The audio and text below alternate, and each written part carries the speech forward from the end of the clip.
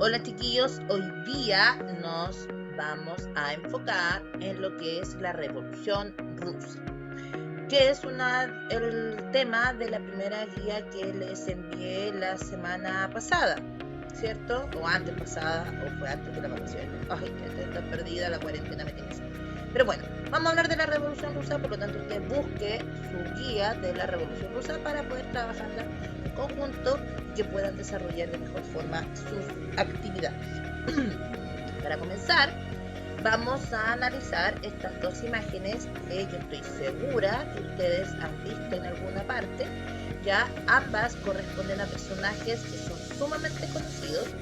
Por un lado tenemos a este caballero, ¿cierto? Que en este meme, ¿cierto? Dice: linda, ni mil burgueses pueden detener la revolución que desatas en el interior. Si no saben por qué se hace este meme, es porque no merecen usar una camiseta de él, que yo he visto en muchos alumnos, por ejemplo. Él es el señor Ernesto Che Guevara, uno de los líderes de la revolución cubana. La pregunta que pueden hacerse ustedes en este momento es: ¿y qué tiene que ver él con la Revolución Rusa? Pues tiene mucho que ver, ya que él es uno de los líderes más emblemáticos de este país y también de América Latina, que van a llevar a la práctica los ideales que se empiezan a proliferar, empiezan a desarrollar y proliferar posteriormente luego de la Revolución Rusa, ¿ya? Y por el otro lado tenemos a estos dos personajes que se odian, porque la verdad es eso, se odian entre sí. Uno es el caballero Donald Trump, presidente de Estados Unidos, ¿cierto? Muy conocido por su cabellera rubia, ¿ya? Y tenemos a Nicolás Maduro, también conocido, que lidera Venezuela actualmente, ¿cierto? Ambos son muy antagónicos entre sí, pues ambos lideran sistemas políticos y económicos que no tienen nada que ver el uno con el otro. Por un lado tenemos a Donald Trump, que defiende el capitalismo en su máxima expresión, y tenemos por el otro lado, ¿cierto?, al señor Nicolás Maduro, quien representa también en la actualidad los ideales que se instalan en la Revolución Rusa hace mucho tiempo, específicamente en 1917.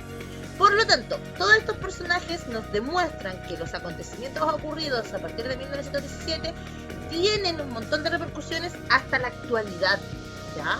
Así que, por lo mismo, es un tema que tenemos que tomar en consideración.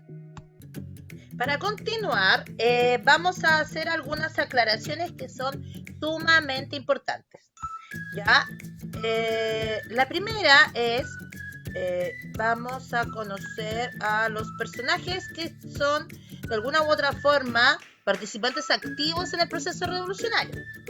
¿Ya? En primer lugar, tienen que conocer al señor Karl Marx, ya que producto de su apellido, el comunismo también es conocido actualmente como marxismo.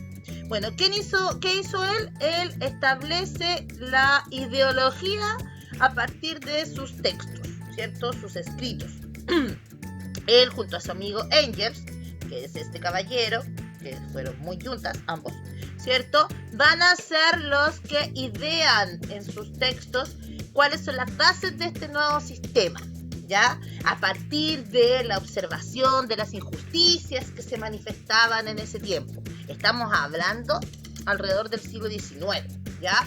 Ambos escriben sobre todo de las malas condiciones que tenía la gente que trabajaba, producto del aprovechamiento que hacían los burgueses opresores, porque lo único que querían era sacar provecho de la gente y obtener riquezas. Entonces ellos, ¿qué hacen? Escriben un libro, ¿ya?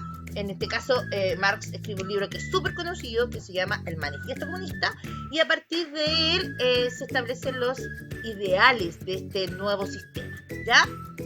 Después tenemos a este otro personaje que yo creo que han visto, ¿ya? Él es Vladimir Ilich Ulyanov, más conocido como Lenin, que también salía en su guía. Él es el que lee los textos y los lleva a la práctica. Eso es súper relevante. Él hace que todo lo que está en la teoría se desarrolle.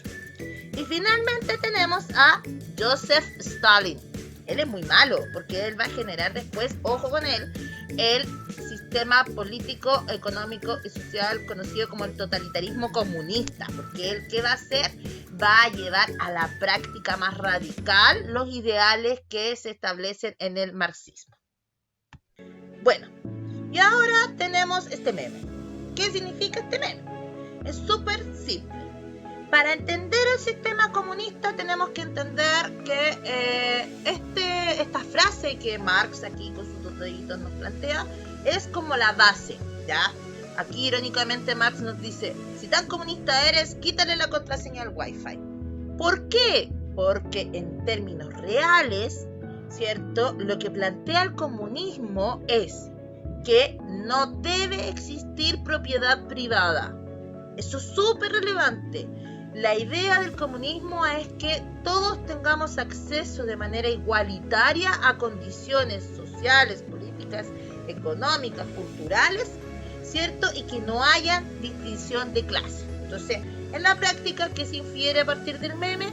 Que si tú le pones contraseña al Wi-Fi, estás haciendo uso individual de un producto, en este caso un servicio, que podría ser para todos, porque la idea es que todos tengan el mismo acceso, ¿ya?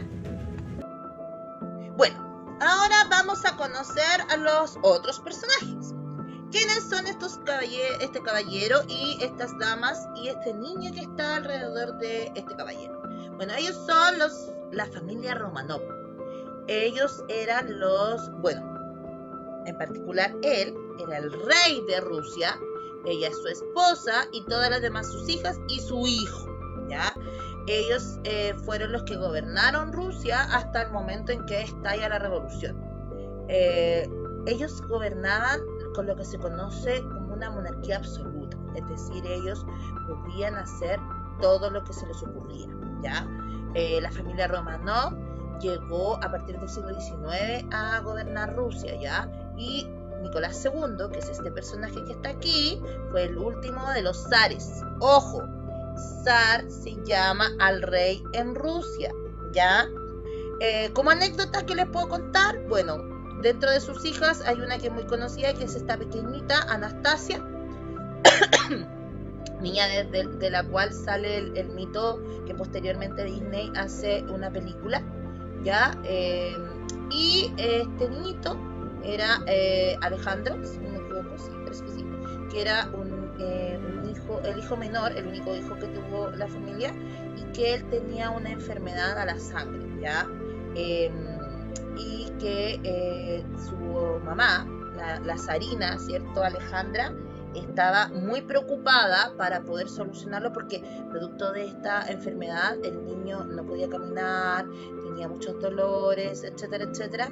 Entonces la mamá, de su desesperación, acude a un médico que tenía muy mala fama, que se llamaba Rasputín, no sé si les suena, que también sale en la película de Anastasia, ¿ya? Y que muchos dicen que él influenció tanto a la zarina que la llevó a tomar malas decisiones, pero además ustedes saben que en todos lados hay cagüines, ya mucha gente decía que incluso llegaron a tener un idilio por ahí, un romance, ya, lo cual dejó peor a la familia, porque ya la tenían mala, ahora fue peor, ya, así que ojo ahí con ellos.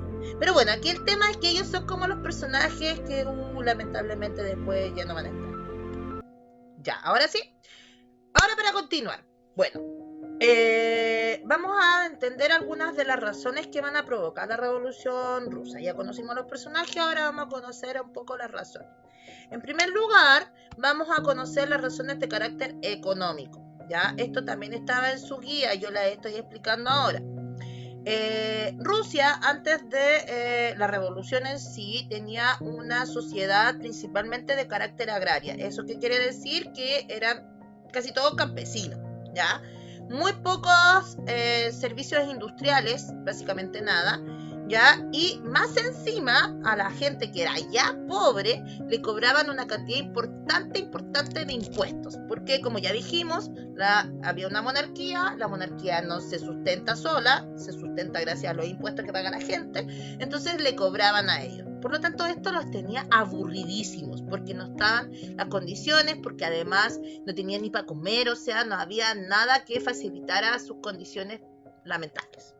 Por el otro lado, había todavía una sociedad muy rígida, muy estamental. ¿Se acuerdan que esto lo vimos? Una sociedad en la cual la gente nacía pobre, moría pobre. Nacía rica, moría rica. O sea, era una sociedad de muy pocas consideraciones respecto de tus capacidades individuales, sino que todo te lo establecía esta sociedad dirigida, jerarquizada, ¿ya? Lamentablemente esto provoca también un caos porque la gente comienza a darse cuenta de que no pueden suceder estas cosas y que necesitan un cambio, ¿ya? Por el otro lado, a nivel político ya dijimos, había una monarquía absolutista, represiva, porque obvio, si necesitaban cobrar impuestos, no iban a ir a cobrarlos de buena manera. O sea, si la gente se rehuía o se negaba, simplemente aplicaba represión, ¿ya? Era dirigida por este zar que ya conocimos, Nicolás II y su familia, ¿ya? Y esto va a provocar que comiencen a surgir algunos partidos políticos que van a haber leído, ojo, a Marx, que también ya lo conocimos, y que van a empezar a entender que toda esta estructura es necesario cambiarla, ¿ya? Y aquí es donde también hubo en 1905, ojo, ya, que también está mencionado en su guía, un primer intento de derrocar a la monarquía, ¿ya? Esto fue principalmente producto de que las condiciones se radicalizaron pésimamente mal para el pueblo, porque Rusia, como era un imperio, también ojo con eso, necesitaba seguir expandiéndose, pero no se daba cuenta a partir de las condiciones en las cuales estaba, que no estaba en condiciones de empezar a pelear con nadie más, y eso provocó que ellos pelearan en contra de Japón por algunos terrenos que estaban en ese contexto, y Japón simplemente los derrocó. No hubo vuelta, los derrotó y simplemente Rusia ahí salió totalmente diezmada. Y eso provoca que se genere esta revolución también internamente, porque la gente comenzó a explotar, y finalmente el zar tuvo que empezar a hacer algunos cambios, pero estos cambios fueron bastante paupérrimos, bastante básicos. ¿Por qué? Porque como una forma de calmar al pueblo, les ofrece la creación de un congreso. Y ese congreso, que en ruso se llama Duma, ya la idea era que representara al pueblo.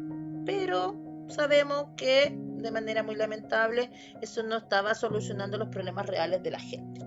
Y otro de los hechos que va a provocar la revolución, además de todo lo que hemos hablado, es que Rusia se le ocurrió participar en la Primera Guerra Mundial. O sea, todo mal, ¿ya? Así que, finalmente, digámoslo de esta forma, la incorporación de Rusia a la Primera Guerra Mundial va a ser la causa total y absoluta de que la gente ya comience a darse cuenta de que hay que cambiar el sistema, ¿ya? Imagínense que cuando Rusia integra la Primera Guerra Mundial, los primeros 3 años, ya hasta 1917, cuando ya explota, Rusia tuvo una cantidad de más de 1 millón de soldados rusos que desertaron de la guerra. ¿Y eso por qué? Porque simplemente no tenían las condiciones, no tenían ni siquiera un uniforme decente. O sea, estamos hablando de que Rusia, solo para demostrar su poder político-económico, se incorpora a esta guerra, pero no tenía ni una de las condiciones básicas para poder enfrentar esta guerra. ¿Ya? Ya. Ahora vamos a conocer a los que lideran el proceso revolucionario, ¿ya? Porque obviamente el pueblo necesita líderes para poder de alguna manera convencerse de que necesitan cambios y hacerlos. Y en este caso volvemos a tocar a Lenin, ¿cierto? Que va a ser uno de los líderes que va a actuar en este proceso. Ellos son influenciados por el pensamiento de Marx, y hablamos también de él. Él tenía estos amigos, ¿cierto? Eran como los 3 mosqueteros, pero no saben nada. Ellos 3 después se pelean, es horrible. Pero bueno, eso lo veremos después. Bueno, la cosa es que Lenin, acompañado por Joseph Stalin, ¿cierto? Y León Trotsky, ¿ya? Ellos van a liderar la oposición y se van a plantear la idea de simplemente derrocar al zar. Ese era el objetivo. Aquí ya no había vuelta atrás. Había que sacar al zar y la idea era hacerlo luego, ¿ya? ¿Cómo fue este proceso? ¿Ya? Primero hay que entender que habían dos grupos de revolucionarios, o sea, Lenin no estaba solo, habían otros tipos que también pensaban en esto, ¿ya? Y aquí surgen dos grupos que son súper relevantes, uno de ellos son los mencheviques, ¿ya? Y otros son los bolcheviques. ¿Cuáles eran los de Lenin? Los que apoyaban a Lenin eran los bolcheviques.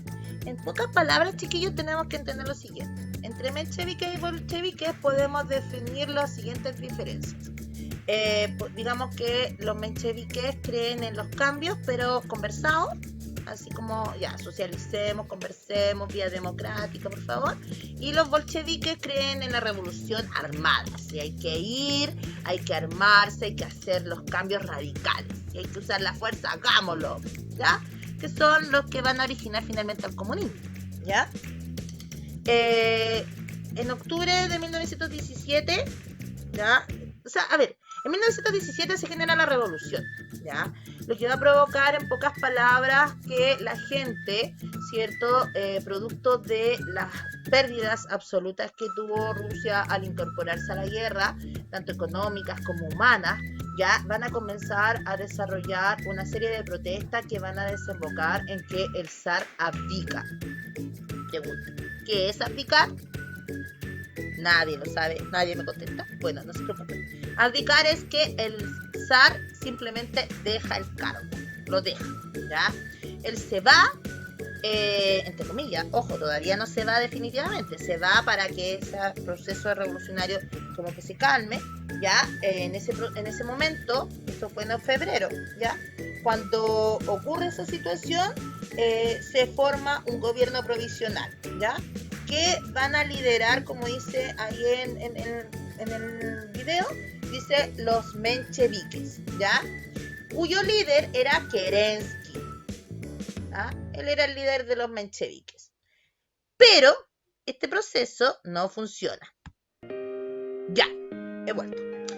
Este proceso no funciona básicamente porque el resto de los partidos que se habían conformado sienten que los cambios que se necesitaban no se estaban generando, y eso va a provocar que los bolcheviques, que recordemos que eran los que creían de verdad que había que usar la fuerza y todo el cuento, ellos deciden hacer una revolución, y esta revolución para ellos va a ser la de octubre, la que en todos lados sale como la revolución rusa y todo eso, porque ellos comienzan a presionar y finalmente en octubre de 1917 logran derrocar a este gobierno liderado por Kerensky.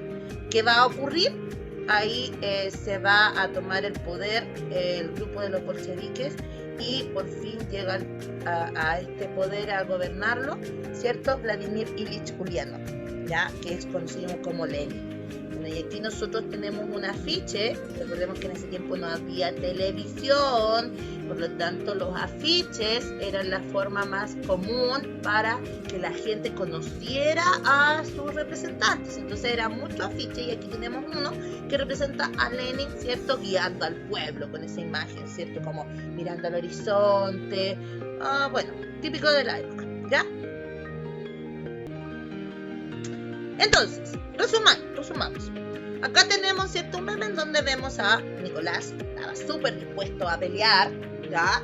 Él de verdad creía que la situación iba a generarse de buena forma, que él junto a su ejército iba a lograr reprimir las revueltas del pueblo, pero llega Lenin súper dispuesto a que el pueblo tenía que gobernar, lo reúne, lo convence, logra unificarlo, y finalmente simplemente lo que hace es sobrepasar este poder que tenía Nicolás II, se impone y lo derroca, ¿ya? Para que ustedes sepan, la familia de los Romanov terminó siendo ejecutada, ¿ya?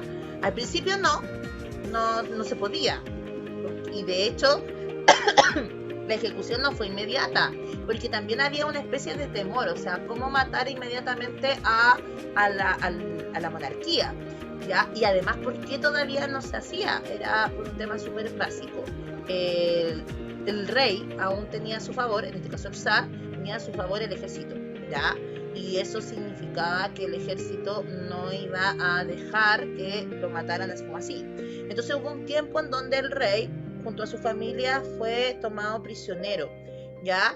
Pero a medida que fue avanzando la revolución y finalmente cuando ya Lenin llega al gobierno, se dan cuenta de que la presencia del zar significaba la posibilidad para aquellos que lo defendían de que esta situación se mantuviera y que a lo mejor el poder que ellos querían instalar no perdurara. Entonces después hubo la necesidad simplemente de asesinar. Bueno, ¿y qué va a pasar? Finalmente la familia Romanov fue asesinada, básicamente porque ya era uno de los últimos elementos que significaba que se podía volver atrás, ¿ya? Y la idea no era esa, era avanzar, ¿ya? ¿Qué va a pasar de ahora en adelante? Cuando ya el gobierno de la familia Romanov finalmente desaparece, ¿ya? Lenin gobierna entre 1917 y 1924, ¿ya? No porque él quiso, ojo, hasta esa fecha, no, es porque él muere. Dentro de las características de su gobierno, él va a decidir finalmente retirar a Rusia de la Primera Guerra Mundial porque estaba puro dando fuego, esa es la verdad. Y firma un tratado que se llama Brest-Litovsk, ya en 1918, en donde establece las razones y de alguna manera las consecuencias de este proceso, ¿ya? Ojo, cuando Lenin gobierna, la cosa no estuvo fácil, ojo, porque aún quedaban líderes que apoyaban al gobierno monárquico, entre ellos también se reunieron los mencheviques, porque no le tenían buena a los bolcheviques, obvio, ¿ya? Y entre ambos se comenzaron a pelear y se genera una guerra civil, ¿ya? Esta guerra civil principalmente liderada por el Ejército Rojo. ¿Se acuerdan de Trotsky? Uno de los amigos de Lenin, él crea el Ejército Rojo. De ahí también vienen los símbolos que van a caracterizar posteriormente a la Unión Soviética y al comunismo en general, que es esta bandera roja, con el símbolo de la hoz y el martillo, porque representa al pueblo, ¿ya? Y el Ejército Rojo, obvio, porque es rojo, la sangre derramada del pueblo por la opresión de los burgueses, etcétera, etcétera. Y el Ejército Blanco en ese tiempo era el que representaba aún a los que querían y seguían a la monarquía, ¿ya? Pero, como ustedes podrán deducir, esta guerra civil termina con de alguna manera, el triunfo del Ejército Rojo sobre los mencheviques, ¿ya? ¿Y en qué va a terminar todo esto? En que en 1922, ¿cierto? Acá nosotros lo podemos ver, Lenin finalmente decide cambiarle el nombre a Rusia, ojo con esto, y crea la Unión de Repúblicas Socialistas Soviéticas, que va a tener tanta relevancia en el siglo XX porque se va a mantener hasta el año 1991, chiquillos, ¿ya? Y esto va a ocasionar un surgimiento de este nuevo partido político, económico, social, cultural, todo lo que ustedes quieran, ¿cierto? Que es conocido como el Partido Comunista, ¿ya? Que va a tener repercusiones en todo el mundo. De hecho, fíjense, el Partido Comunista chileno, para que ustedes sepan, se crea en el año 1922, ¿ya? Y eso es ¿por qué? Porque es pocos años después de lo que se crea en Rusia. Entonces, para terminar, ¿cierto? Porque obviamente no podemos avanzar, tenemos que tener claro que en Rusia, con la revolución, se instala las ideas, ¿cierto?, de Marx, ¿ya? ¿Y por qué yo puse este meme? Se lo vamos a aclarar. Porque a partir de eso surge un contrincante al sistema económico político que se había mantenido hasta ese momento, que era el capitalismo, que fue creado por este otro caballero, Adam Smith, ¿ya? Y este meme de alguna manera es una ironía. ¿Sabes lo que es ironía, cierto? Espero que sí. Porque básicamente Adam Smith, que defendía con su sistema capitalista el sistema privado, ¿cierto? La propiedad privada en este caso, la riqueza individual, vivía, tú puedes entrar a ver su tumba de manera gratis. Y por el otro lado, Marx, que defendía, ¿cierto?, de alguna manera la sociedad sin clases, ¿cierto? En donde no hayan pertenencias individuales, hoy día, para poder ver su tumba, se cobra. Imagínense la ironía del destino, ¿ya? Sé que pueden tener muchas preguntas hasta el momento, espero que las anoten, ¿ya? Yo voy a subir el próximo video. Quiero que entiendan que mientras no tengamos clases presenciales, vamos a trabajar de esta manera. Entonces no voy a dar más la lata porque encuentro que un video más largo significaría que ustedes ya comienzan a distraerse. Ya ahora los invito a que repasen sus guías, repasen lo que respondieron en las preguntas, que próximamente les voy a mandar la retroalimentación para que sepan con claridad qué es lo que tenían que responder. Ahora, cuídense harto, nos vemos en el próximo video, o nos escuchamos, ¿ya? Adiós.